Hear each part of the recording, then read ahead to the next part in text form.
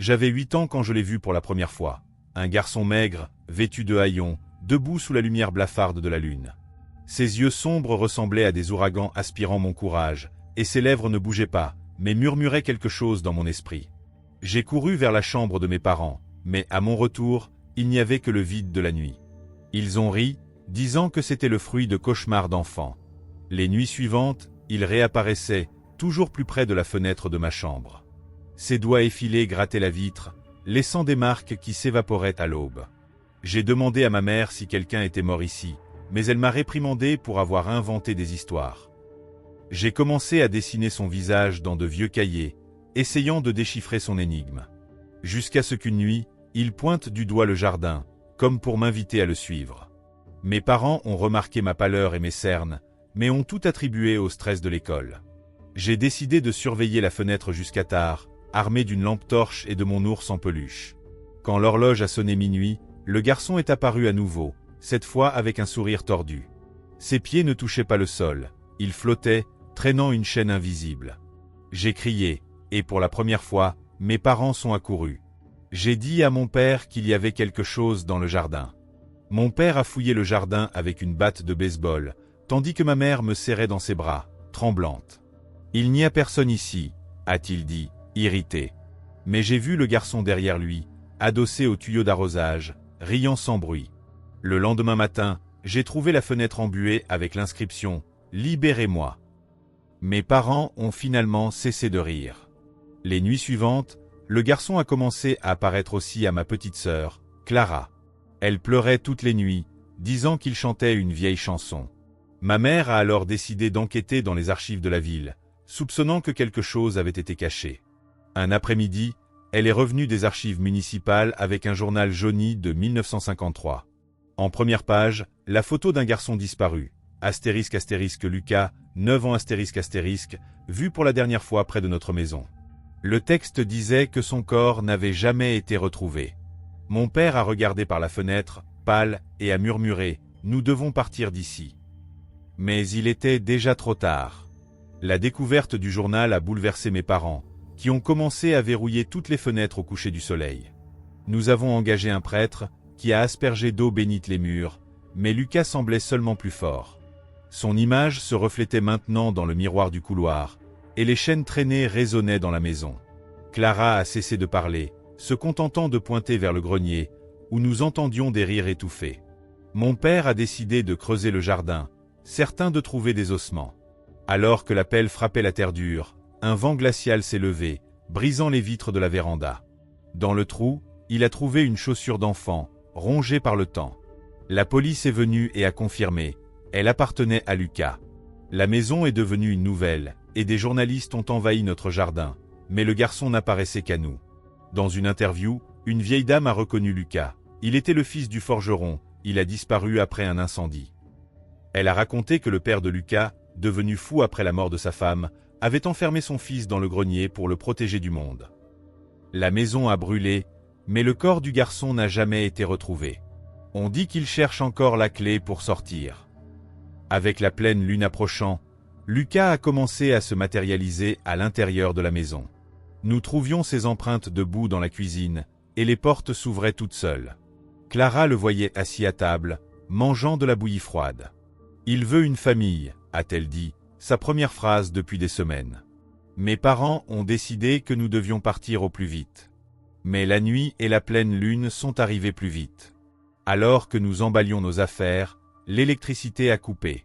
Des ombres, Lucas est apparu, radieux, son corps maintenant solide. « Ils ne vous laisseront pas partir », a-t-il ri, pointant vers la fenêtre où d'autres silhouettes fantomatiques commençaient à se former. Mon père a couru vers la porte, mais elle était scellée par une force invisible. La maison entière vibrait d'une énergie surnaturelle, et l'air est devenu glacial. Lucas marchait vers nous, ses chaînes traînant comme des serpents. « Nous devons aller à la fenêtre », a-t-il ordonné, d'une voix qui résonnait de 1000 endroits. Mes parents ont essayé de l'attraper, mais leurs mains traversaient son corps fantomatique. Clara pleurait, accrochée à moi, tandis que nous étions poussés vers le salon. À la fenêtre, le paysage extérieur avait disparu, remplacé par un vide brumeux.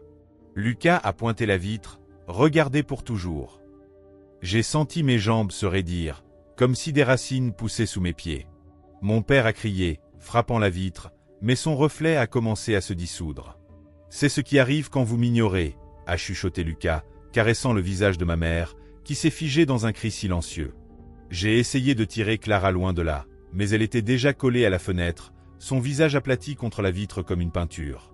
Ne lutte pas, Lucas m'a tenu par l'épaule, son toucher brûlant comme de la glace. Maintenant, vous êtes ma nouvelle famille, et ce sera notre maison pour toujours. Mes parents, immobilisés, ressemblaient à des statues de cire, leurs yeux pleins de terreur. Le monde extérieur a disparu, et il ne restait que la fenêtre et l'obscurité. Des jours ont passé. Nous ne ressentions ni faim, ni sommeil, ni fatigue, seulement une angoisse constante. Lucas nous observait depuis le fauteuil, souriant tout en dessinant des figures grotesques dans un cahier. « D'autres viendront bientôt », disait-il. J'ai réalisé que nous devenions comme lui, des fantômes pris dans un cycle éternel. Clara, maintenant complètement immobile, avait fusionné avec la vitre, son visage déformé dans un soupir permanent. Mes parents essayaient de parler, mais leur voix était engloutie par le vide. Parfois, je voyais des gens dehors, des voisins, des policiers, même le prêtre. Ils frappaient à la fenêtre, demandant si nous allions bien, mais nous ne pouvions pas répondre. Ils ne voyaient pas Lucas, ni notre véritable état. Une nuit, un couple est entré dans la maison, discutant des prix de rénovation. Lucas a souri, plus d'amis viennent nous rendre visite. Et moi, immobile, j'ai assisté à la répétition de notre cauchemar. Des années ont passé. La maison a vieilli, été rénovée et reconstruite. Chaque nouvel occupant voyait notre image à la fenêtre et l'attribuait à des taches d'humidité. Lucas, maintenant un spectre plus puissant, contrôlait nos âmes comme des marionnettes. Mes parents, réduits à des ombres, avaient perdu toute expression. Moi, le seul à garder encore des fragments de conscience, je planifiais une fuite impossible. Mais comment échapper à quelque chose qui n'a plus de corps? Une nuit rare sans lune, Lucas s'est endormi dans le grenier, son seul moment de fragilité. J'ai essayé de bouger, mais mes membres étaient collés à l'éternel présent de la fenêtre. J'ai chuchoté à mes parents, mais leurs esprits s'étaient déjà dissous dans la brume.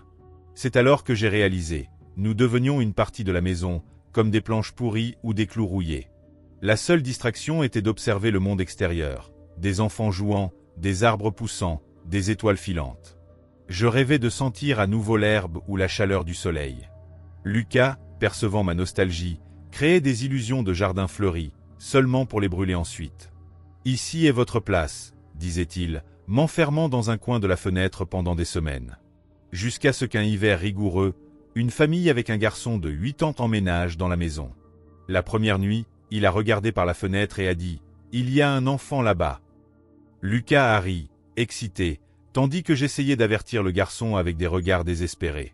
Mais l'histoire s'est répétée, ses parents n'ont pas cru, et bientôt, de nouvelles ombres nous ont rejoints à la fenêtre éternelle. La maison a gagné une réputation de hantise, attirant des chasseurs de fantômes et des youtubeurs insensés. Lucas adorait les effrayer, projetant notre image dans des vidéos et enregistrant des voix effrayantes. Nous, prisonniers, étions forcés de participer à ces jeux cruels. D'après mes calculs, environ 30 ans ont passé et je fais toujours partie de la fenêtre. Mon visage est une texture sur la vitre, mon angoisse une tache que les occupants essaient de nettoyer. Clara, mes parents et moi sommes des expositions statiques dans un musée d'horreur. Lucas, maintenant maître de dizaines d'âmes, est devenu une entité puissante, capable de déformer la réalité de la maison. Parfois, il s'assoit à côté de moi et raconte des histoires du passé, comment son père l'a enchaîné dans le grenier, comment le feu a dévoré sa peau. « Je voulais juste un ami », dit-il, pleurant des larmes de suie. À ces moments, j'ai presque pitié, jusqu'à ce que je me souvienne qu'il a choisi de nous rendre monstres comme lui. Le cycle de la douleur ne se termine jamais, il ne fait que s'étendre. De nouvelles technologies sont arrivées, caméras numériques, détecteurs de mouvement. Notre image est devenue virale en ligne, et la maison est devenue une attraction touristique. Des adolescents entrent la nuit, défiant le fantôme du garçon. Lucas adore ses visiteurs. Il les hypnotise avec des visions de trésors dans le grenier, où ils restent piégés. Chaque nouvelle âme le renforce, et la fenêtre devient plus dense d'ombre. Maintenant, quand vous passerez devant une vieille maison et verrez un enfant à la fenêtre, attention, ce pourrait être moi, ou Clara, ou un autre de nous. Nous clignerons des yeux, essayant de vous avertir, mais Lucas sera là, souriant, prêt à agrandir la famille. Et si une nuit de pleine lune arrive, souvenez-vous, ne regardez pas ses yeux. Alors, vous avez aimé cette histoire? J'espère que vous avez apprécié chaque seconde. Aimez la vidéo et abonnez-vous à la chaîne pour ne manquer aucun contenu futur. Dites-moi dans les commentaires ce que vous en pensez. J'aimerais savoir ce que vous en pensez. À la prochaine. Je t'attendrai.